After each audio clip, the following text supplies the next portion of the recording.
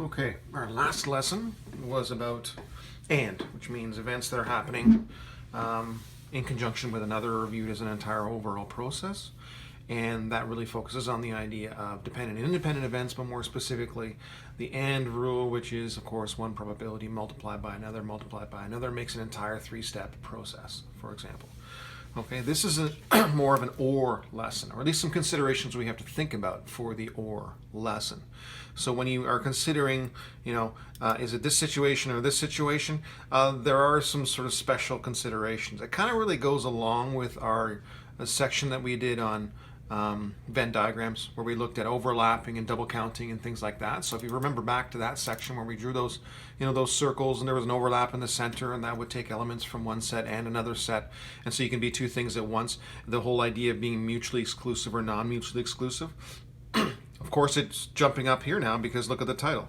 It's mutually exclusive and non-mutually exclusive events. So now these aren't sets that are mutually exclusive and non-mutually exclusive, just numbers of things. But now, of course, we're looking at the probability of them by looking at the events. Okay, so here we are. Let's look at some examples to dive right in, okay, to review the whole idea of whether sets are going to be overlapping, okay, or what are called non-mutually exclusive, or apart, or called mutually exclusive, or disjoint is another way to think about it, which means they're not joined together or connected. Okay, so here's the situation. What's the probability of rolling doubles or a sum of 7 with a pair of dice? Okay, so it's an OR situation, so if it's doubles or a sum of 7, we figure out the probability of doubles, figure out the probability of 7, and then we add them up. That's what we do. So this is the OR lesson. Okay, so anyway, let's go for it. All right, probabilities of double or 7. So you figure out the probabilities of doubles. Okay, you get 1, 1, 2, 2, 3, 3, 4, 4, 5, 5, 6, 6. Okay, there's 6 of those, so 6 out of 36. Probability of a 7, also 6, but again, for a different reason. We can have 1 and 6, 6 and 1, 2 and 5, 5 and 2. We can have 3 and 4, and 4 and 3, so that's 6 of them. Okay, so those are 6 out of 36 as well. Add them up, we get 12 out of 36. Nothing to worry about, nothing to consider. Simple OR scenario. We add them together. Okay, we get 12 out of 36, which is 1/3 or 33% or 0.3333 with 4 decimal places, which is the standard that we use for probability, 4 decimal places. Okay, here is a situation almost exactly the same. What's the probability of rolling doubles or a sum of 8? So the difference is doubles and 7, doubles and 8. How is that a big deal? Well, we have to consider the probability of doubles or 8 a little bit differently, because you can get doubles and you can get an 8 at the same time. Okay, so again, look at it. Probability of doubles: 1, 1, 2, 2, 3, 3, 4, 4, 5, 5, 6, 6. That's 6 out of 36. And then when we do 8, we go, okay, 2 and 6, 6 and 2, 3 and 5, 5 and 3, 4 and 4. Okay, again, we've counted it when we count the doubles, and we counted it when we count the 8s. So in the OR consideration, we also have to consider the possibility of a correction factor or a double count. So what do? I figure out the probability of one, 6 out of 36, doubles, of the other, 5 out of 36, an 8, and then subtract the 1, and that's the 4 and the 4. And I even have them outlined here. The 4 and the 4 is what we subtract, because you can see the 4 and the 4 is in all the doubles, the 4 and the 4 is in all the 8 possibilities, the possibilities to get 8, or sums of 8, and then of course we subtract it, because we counted it here and here. And that's really what we have to worry about. The double count. So if you remember visually from before, if we have a disjoint set A and B, like doubles and a 7, 7's an odd number, you can't get doubles and get 7 at the same time, or you can't get a 7 by getting two numbers that are exactly the same idea. So they're disjoint. Okay, so A would be 7, B would be doubles, separate from each other. Or we would have, and that's mutually exclusive or disjoint.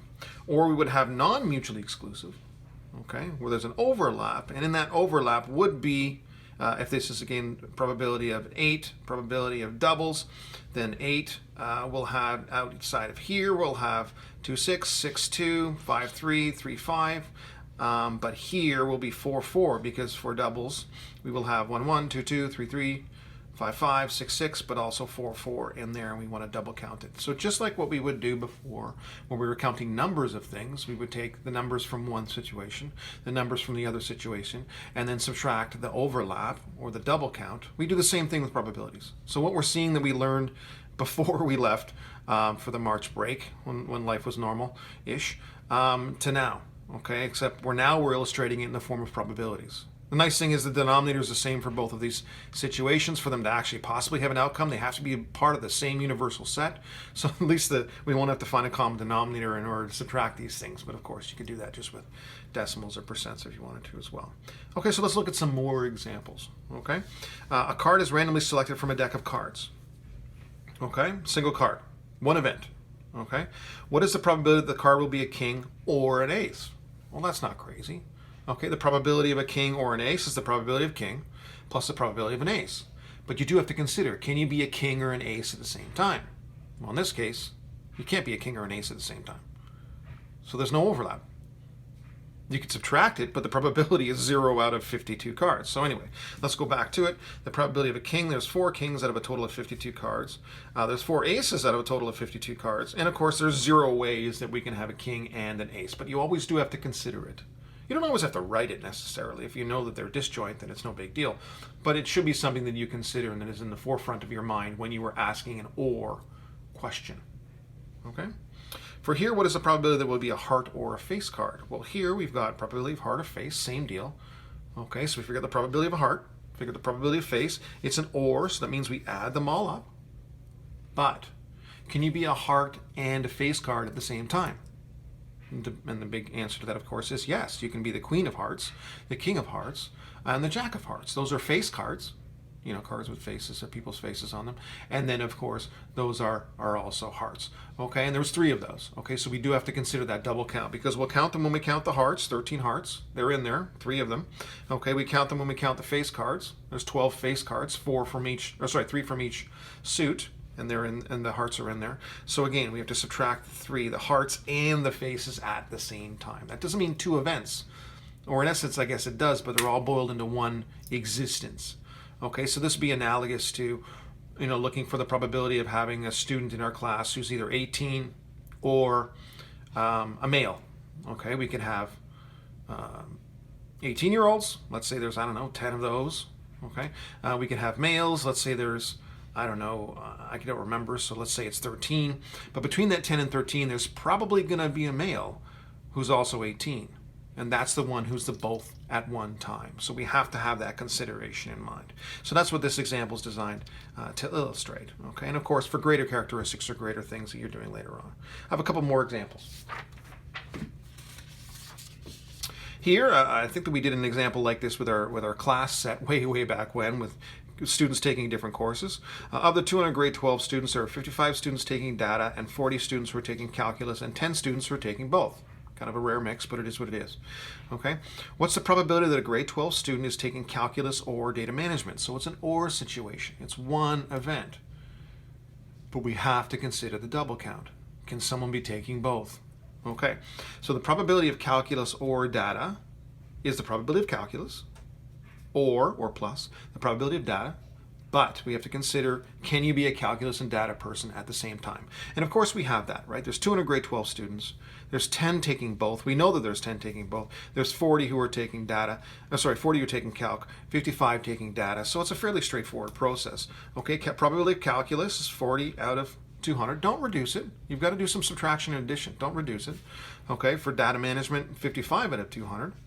Okay, and then of course we've got the 10 out of 200 who are taking both. Okay, we counted them in here. We counted them in here.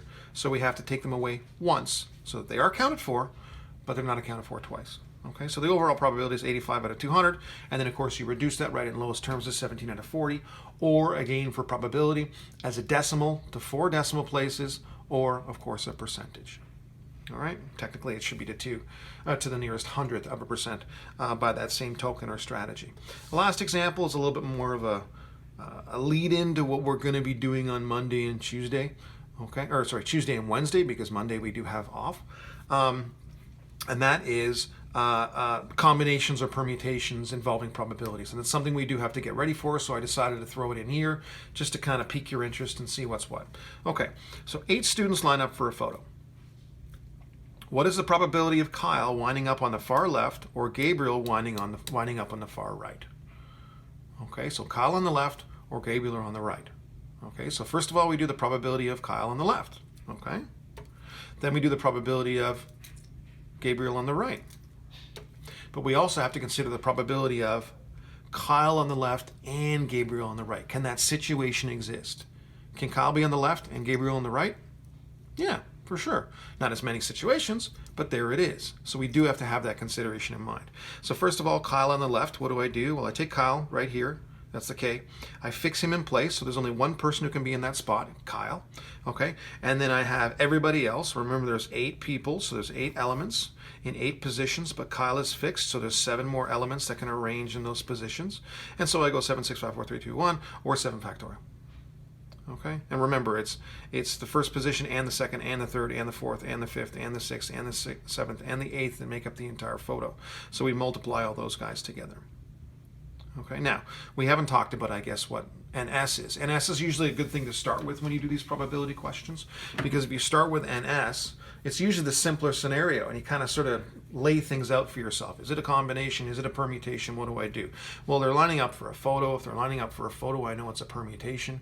I have 8 elements. They're all lining up, so 8 positions. So it's going to be 8p8, or 8 times 7, 6, 5, 4, 3, 2, 1, in all those 8 positions, or 8 factorial. Okay, so I took that a little bit out of order, but that's okay. Probability of Gabe being on the right, kind of the same scenario, right? We fix Gabe on the right, boom, here he is right here. Okay, and then we say everybody else, 7 other people can arrange. It doesn't make a difference because, of course, those people still meet the criteria that Gabe is on the right. Okay, so Gabe is on the right, and again, that's over 8 factorial, so we've got 7 factorial over 8 factorial. We've got 7 factorial over 8 factorial, this and this, so that's Kyle on the left, that's Gabriel on the right. Now we have this scenario here, okay? The scenario where they both exist. So what do? I fix Kyle on the left, I fix Gabriel on the right, a 1 in there and a 1 in there. That means I only have 6 elements juggling in between in those positions where still Kyle is on the left and Gabriel's on the right. And so I get 6 factorial, or 6 times 5 times 4 times 3 times 2 times 1. It's actually really good to diagram it out until you get used to it. Over here, of course, I put 8 factorial because that wasn't any different from every other situation. So then the answer would be 7 factorial over 8 factorial, another 7 factorial over 8 factorial. We're going to add those up, and then we're going to subtract the 6 factorial over the 8 factorial. And that's the double count. Okay, so we've got 50-40 over 43-20, 50-40 over 43-20, 720 over 43-20. Again, very advisable to do this addition and subtraction of these fractions without reducing. We get 93-60 over 43-20, or 13 into 56, or again, probability to 4 decimal places. Okay, that's something we are going to have to get used to, especially next unit, the unit after that. Okay, so have some fun with that and enjoy that, and we'll go from there.